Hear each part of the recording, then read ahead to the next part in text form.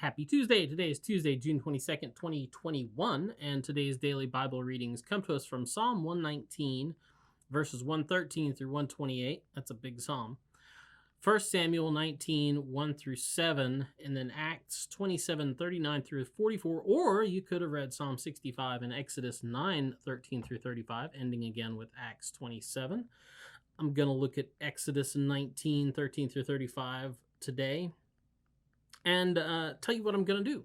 This is God's words to Pharaoh once again through Moses, because once again, if you've read the story so far in Exodus, Moses has given God's word, like his mandate to, his order, I should say, to Pharaoh to let my people go so they can come out in the wilderness and worship me, which, that's what he's delivering them for, is so that they can be with him and worship him the way they're supposed to. And Pharaoh, once again, has ignored it. So God says, tell you what I'm going to do. And he really gives them advanced warning. He says, I'm telling you what's going to happen. First of all, so that it's me. That's part of the reason he's doing it. He doesn't just do it. He tells Pharaoh, this is going to happen, like tomorrow. And I just want you to know it was all me, because you won't listen to me. You're too stiff-necked and stubborn and whatever else. And he says, if you're smart, you'll listen to what I'm saying and you'll take precautions to get your people and your animals up under shelter, because it's going to be bad. It's going to be really bad. Why is it going to be so bad? Well, cause hail, big hailstones. I don't know if you've ever watched like the weather report when we have these crazy huge thunderstorms, especially ones like they get out in the Great Plains, where those things can just like travel for miles and they suck up all this hot air and they get really energetic and they make these hailstones and they come down and they're like softball size. This is what we're talking about. And so it's not just going to be like, a passing hailstorm or sleet. It's going to be hail. It's big hail, worst ever. And basically saying, I'm going to wipe out your crops. They're going to be gone. But, if you're smart, you're going to move your animals and your people out of harm's way and into shelter. And we're even told that some of Pharaoh's leaders, some of his own people, like actually feared God enough at this point where they're like, we probably better listen to this. And they ran home and told their servants and their slaves, like, hey, get all the animals out of the field and get everybody out, get them inside, because it's going to be bad. So anyway, worst ever hail. It's going to take out the crops. And it's bad. It's really bad. But here's the thing. God's not just about destruction of Egypt. What happens is bad, but it's not as bad as it could be. Not as bad as it could have been. We're told that he hit the barley and he hit the flax. That's kind of important. Barley is a major grain crop. It's, food. And flax, yeah, they ate the flax seed. That was kind of a byproduct of it. But really, flax was that was their clothing for the next year. That's the fiber that they made all their clothes from. They were known for wearing fine linen, right? Linen comes from flax, if you didn't know that.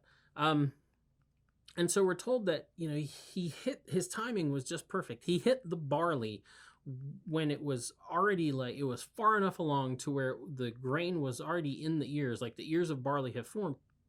But they couldn't just rush out and try to harvest it and save it. It was not far enough along, but it was far enough along to where there's no way they could squeeze in a second planting of it, a second crop. If it had happened when it first sprouted up, maybe they could take their reserve grain and run out. So no, that wasn't going to happen. And likewise, their flax. It says that the flax was hit right as the flowers were in bud, they were just getting ready to open up. The flowers were getting ready to open up. And the interesting thing is, if you look up how they produce flax, there's 3 different harvests you can do with flax. You can flax it right after the seeds have set and the plants are all nice and green and tender, and that's where you get the flax, like the linen you want to make clothes out of.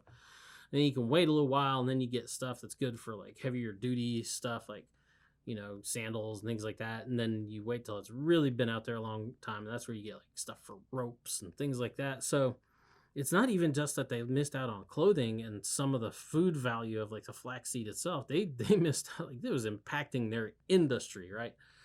And it hit right before it was time to harvest, but not quite time to harvest. And once again, late enough in the day where they couldn't really put in a second crop. But the Bible goes to great pains to tell us that he also timed it so that it didn't hit other grains like wheat and spelt. You can look up spelt and you can figure out how it's spelt. Anyway, but he left those grains. They hadn't even come up yet.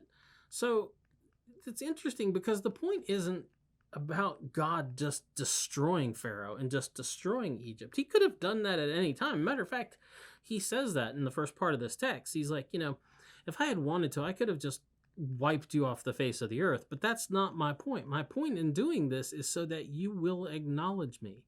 It's a chastisement. It's punishment. It's to get Pharaoh to acknowledge that he's not in charge, that he's no God, that he is not as important as he really thinks himself to be, that God really is God, that the God of Israel, the God of Moses, is God over him too and can do as he pleases. So the point isn't just to destroy Egypt, just to destroy Pharaoh. If it was, he wouldn't have given this advanced warning. If it was, he would have not stopped with the hail until a whole year's crop was gone. The point is to get Egypt to acknowledge his authority. Anyway, that's the DBR for today. Get out, have a good day. We'll be back tomorrow with more. See you later. Boop.